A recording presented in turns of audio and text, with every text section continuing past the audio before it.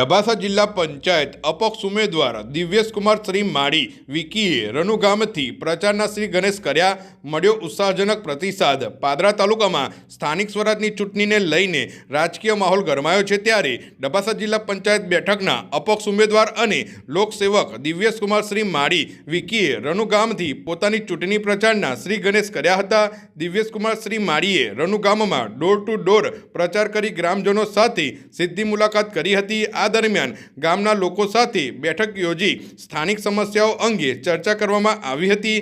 ગ્રામજનો દ્વારા રસ્તા, પાણી, ગટર, લાઇટ સહિતના વિકાસના મુદ્દાઓ રજૂ કરવામાં આવ્યા હતા. પ્રચાર દરમિયાન મતદારોમાં સારો ઉત્સાહ જોવા મળ્યો હતો. ખાસ કરીને દિવ્યેશકુમાર શ્રી માળી વિકી દ્વારા સોશિયલ મીડિયામાં રજૂ કરાયેલા હકની વાત વિડીયો ગ્રામજનોમાં ચર્ચાનો વિષય બન્યો હતા. મતદારો દ્વારા આ વિડીયો જોઈને પ્રભાવિત થતા ઉમેદવારને સકારાત્મક પ્રતિસાદ મળ્યો હતો. ગ્રામજનોએ દિવ્યેશકુમાર શ્રી માળીનું સ્વાગત કરી તેમને સમર્થન આપવાની ખાતરી વ્યક્ત કરી હતી. યુવાનો, વડીલો અને મહિલાઓએ પણ મોટી સંખ્યામાં જોડાઈ ઉમેદવારને જીત માટે શુભેચ્છાઓ પાઠવી હતી. આ પ્રસંગે દિવ્યેશકુમાર શ્રી માળીએ જણાવ્યું હતું કે તેઓ હંમેશા જનહિતના મુદ્દાઓ માટે અવાજ ઉઠાવતા રહ્યા છે અને જીત્યા બાદ પણ વિસ્તારના વિકાસ અને લોકોના હકો માટે સતત કાર્ય કરતા રહેશે.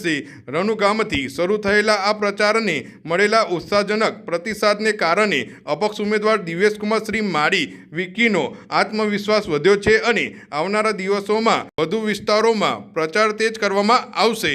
આજરોજ સ્થાનિક સ્વરાજની ચૂંટણીની અંદર જ્યારે મેં અપક્ષ ઉમેદવારની રજૂઆત કરી હોય ને ઉમેદવાર તરીકે જ્યારે મેં આજે પ્રચાર ચાલુ કર્યો છે, તો આજનો જે પ્રચાર છે એ રનુ ગામથી આપણે આ પ્રચાર ચાલુ કર્યો છે અને આ જ ગામથી આપણે આ પ્રચાર થકી આવનારા તમામ ગામોની અંદર આવનારા દિવસોની અંદર આપણો પ્રચાર ચાલુ રહેશે.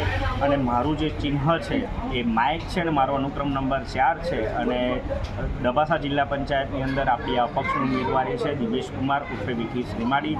તો તમામ લોકોને અપીલ કરું છું કે તમારા વિસ્તારની અંદર જે પણ સમસ્યાઓ હોય તે અમારા સુધી પહોંચાડો અને આવનારા સમયની અંદર જંગી બહુમતીથી મને વિજય બનાવો એવી મેં આશા રાખી છે.